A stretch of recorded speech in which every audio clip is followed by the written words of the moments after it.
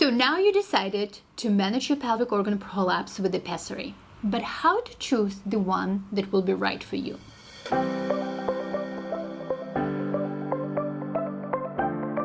There are multiple types of pessaries. So what's the difference? We will focus on the ones that used the most.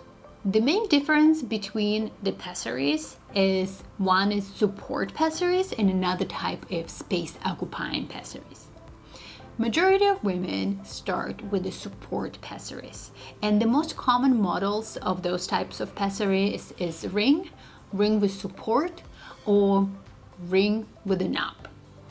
So those support pessaries are usually good for women who have cystocele, basically their bladder is dropping a little bit, or uterine prolapse when the uterus starts sliding down the vagina. You can try the ring, but ring with support is the one the most commonly used. The ring with a knob is a great option for women who also have stress urinary incontinence, meaning they lose urine with physical activity. That knob goes underneath the urethra and compresses the urethra and preventing urinary leakage during physical activity. So what about space occupying pessaries?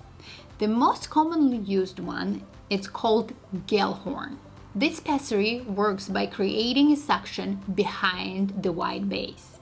This pessary is great for the cases of more severe bladder prolapse or uterine prolapse, or for the women who have a wider vaginal introitus, which makes support pessaries not work as well. So you might ask, what about rectocele, the protrusion of the rectum into the back wall of the vagina? Well, it's worth trying a pessary, but just know that majority of women do not find it very helpful. If you have rectocele, talk to your doctor about possible other options that might be better for you. Also, it can be challenging to have vaginal penetrative intercourse with gelhorn pessary in place. So the space occupying pessary is usually reserved for women who is not sexually active or not sexually active with penetrative vaginal intercourse. So the next step after deciding that you're going to try pessary for a pelvic organ prolapse is to get it sized. And how can you do it? Most of the doctors are able to make an educated guess of what size will fit you the most. Start with that size. The perfectly fit pessary, it's not gonna pop out when you bear down. And you will be asked to walk around the clinic with the pessary, make sure that you're comfortable with that. There are certain situations where pessary might come out. For example, a chronic constipation when you're bearing down for a long period of time. Anything that puts extra pressure on your stomach might make your pessary come out. If that happens, you can just pick up the pessary, clean it with soap and water, and put it back in.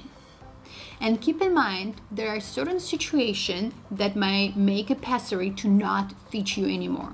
If you go through menopause due to the hormonal deficiency, the vaginal opening can get smaller. So you might find it more comfortable to have a smaller pessary. Alternatively, sometimes your prolapse might progress and get bigger, so you might have to change the pessary for the bigger size. The ring family of pessaries is very easy to insert and remove, and the majority of women can manage the pessary on their own. The challenge of the space occupying pessary is that majority of women can't really take it out or put it back in on their own. So they do need to go to the doctor or nurse practitioner to remove it, clean it, and place it back. So this is a little demonstration on how to insert the pessary. So this is your pelvis, and just to orient you, this is our pubic bone, this is our clitoris, vagina, and the rectum, okay? So this is our ring with support with a knob. So there are two openings in the middle that makes it very easy to fold the pessary in half, like a taco. So when you fold the pessary, you're ready to insert it. And some women find that easy to do while laying down or prop the leg on a chair. So when you're inserting it in the vagina, you put it halfway in, push it a little more until the whole pessary goes in, and it's gonna open up inside of the vagina. So if you're using the pessary with a knob, it's very important to put a finger inside and rotate the knob to the middle. So the knob is located right underneath the urethra. And in terms of depth, make sure that when you put your finger inside, the pessary is right behind your pubic bone. If you're using your pessary without the knob, you don't have to turn your pessary inside because it doesn't matter. And make sure you use a little bit of lubricating gel before inserting the pessary to make it easier. Once the pessary is inside, there is no downtime. You can resume your normal activities.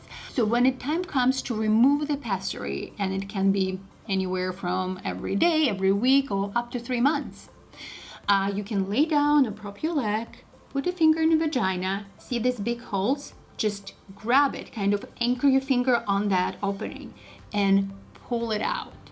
While you're doing it, one of the tricks that I like to tell my patients to do is to bear down as the pessary coming out, because it will make the whole process significantly easier.